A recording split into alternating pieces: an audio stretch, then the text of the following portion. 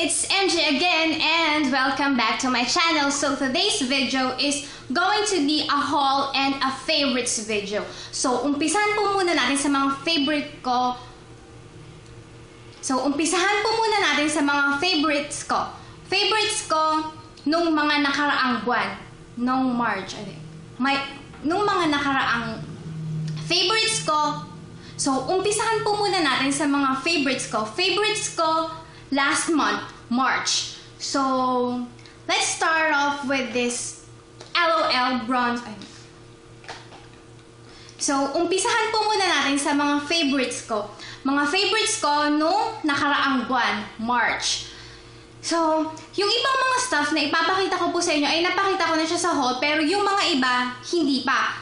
Hindi pa kasi, pero